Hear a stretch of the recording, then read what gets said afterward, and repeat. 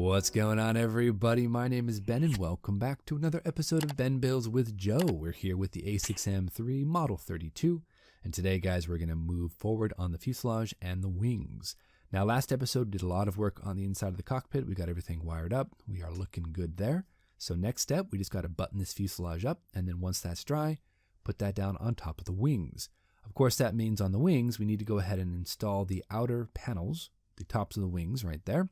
That's not really that difficult because really after that, there's nothing else we have to worry about that's too big. Just small things like the engine, landing gears, all that stuff.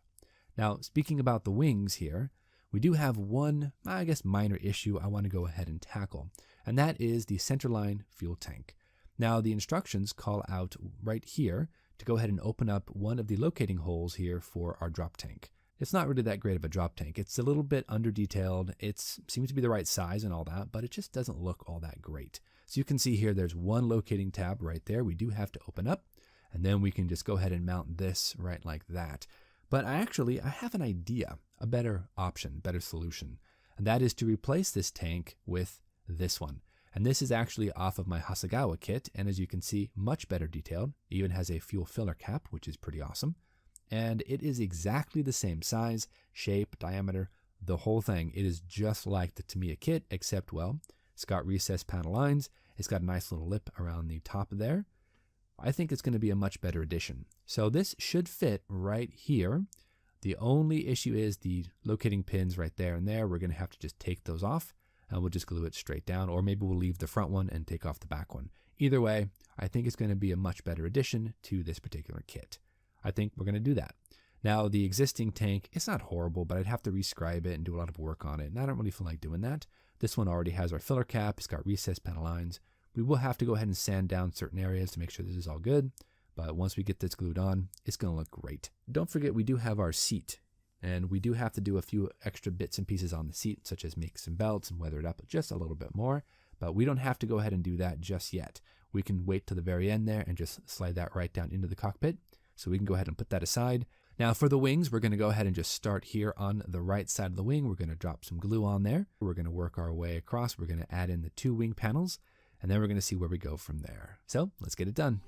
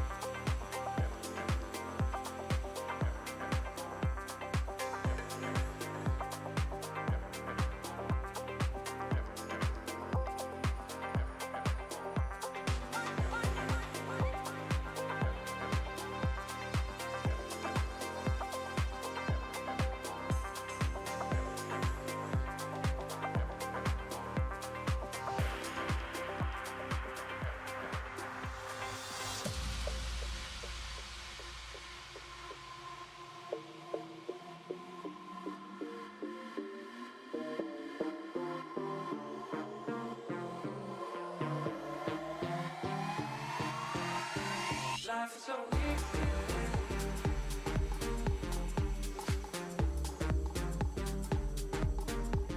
Give me your freedom.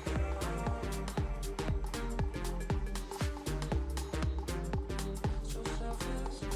Life is so easy.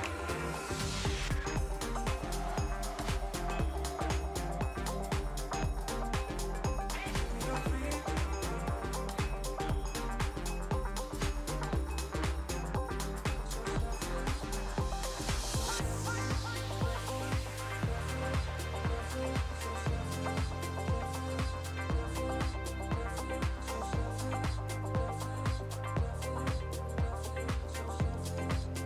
All right, the wings are together and they actually lined up very well. The panel lines are perfect, so we are good on that. Also, I did open up both of the shell ejection ports there at the bottom of the wings, so I think it's an improvement.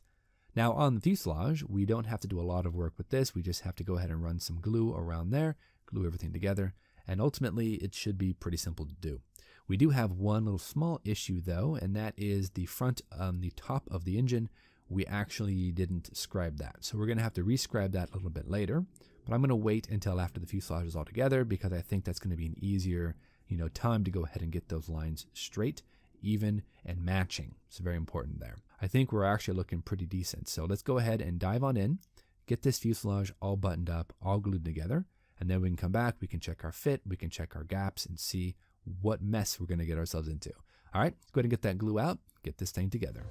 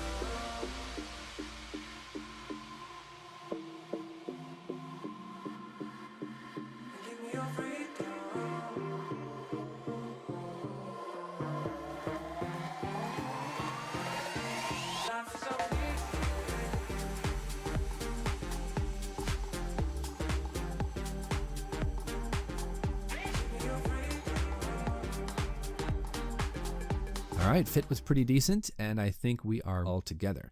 Now, I've actually test fitted it here to the wings, and the fuselage joint here is actually not horrible. It's not great by any means, but it's not horrible either. It's pretty snug, so I think we're looking good on that. So what we're going to do, though, there is a bit of a gap here towards the back of the wing, so we have to go ahead and figure out how we're going to contend with that. Now, Joe was nice enough to go ahead and give me a heads up on a couple of the gaps here, so we're going to see if we can't minimize the amount of gaps here so we don't have to do a lot of filling. In order to do that, though, we're going to have to make some sacrifices. I'm going to go ahead and clean this off here, and I hopefully will be able to show you what I'm talking about. So when we go ahead and place the wing joint together with the fuselage, we have a little bit of a gap, either in the front or the back of the wing, depending on which way we position the wing. If we go ahead and slide this wing all the way to the back, so there's no gap back there, we have a little bit of a step in the front by the cowling. If we slide the wing forward to go ahead and match that up, we have a little bit of a gap in the back of the wing.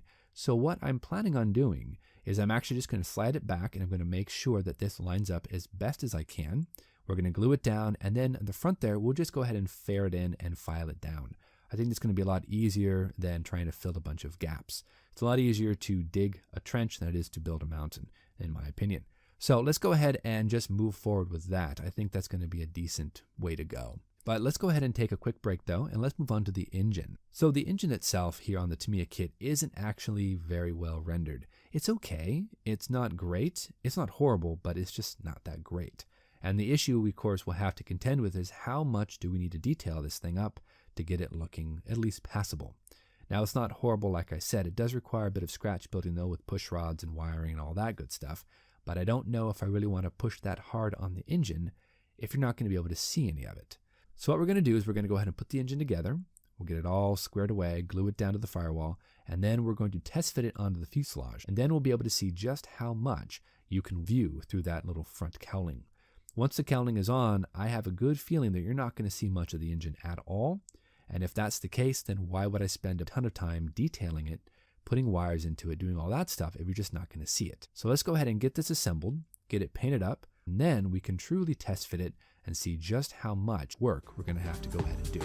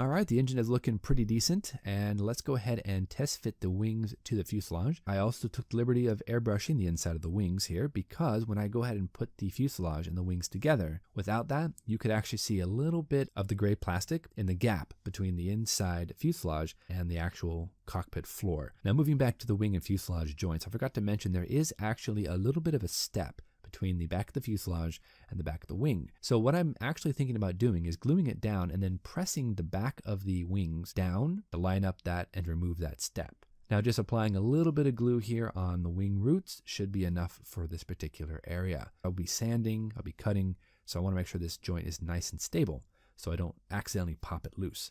Let's not forget the front of the wing. Make sure that this is nicely glued down. There is, like I said, a little bit of a gap here, but that should be eliminated with either a quick bit of super glue, or we can just compress that together, hold it for a little bit, and then sand it down later on. Actually, the wing joints aren't that bad, so I'm pretty pleased about it. So one other point I do want to go ahead and change here is the headrest. Now, this is a pretty lackluster headrest. There isn't a lot of detail there, and it's pretty prominent, so I kind of want to fix that. As you can see here on the Hasegawa kit, the headrest that should be there has a lot of detail in it. We don't have any detail on the actual kit one. So what I plan on doing is just replacing the existing kit headrest with the Hasegawa headrest, which is for some reason separate. So let's get out those flush cuts, get out our sanding files, get this thing mounted. I think it'll be a big improvement.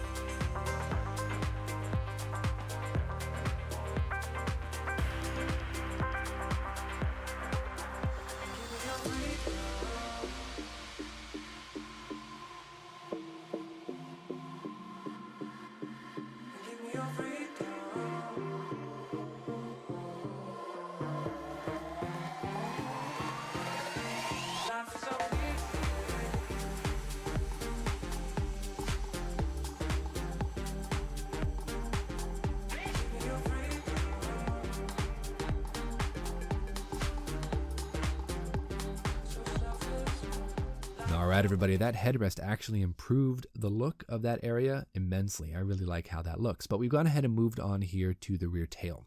I want to go ahead and install the ailerons, make sure those are nicely glued in, and make sure they're all squared up to that rear tail. I think just a little bit of glue here on both sides should be enough. They fit very snugly too, which is a big improvement. These are nice and secure, so shouldn't be any issue with that. Now, if you recall, we went ahead and put the engine together and we did a little bit of weathering on that, and this is how it turned out. I honestly think it looks pretty good, so I'm happy with it. We're going to go ahead and just put that aside. I went ahead and test fit the cowling and the engine all together, and yeah, kind of like I thought, we don't have a lot of room in there, so I'm not going to worry too much about the engine. On the engine, though, I did actually use a new pigment that I actually really like. This is a MIG pigment. It's actually gunmetal, and it's a really cool color, and it actually gave the engine a bit more detail and gave it a little bit of a shine to it, too. I typically use the AIM weathering powder, either the grimy black or the dark gray. And honestly, there's not a lot of difference, but the gunmetal is a little shinier and it gives it a bit more of a metal appearance, so I like it.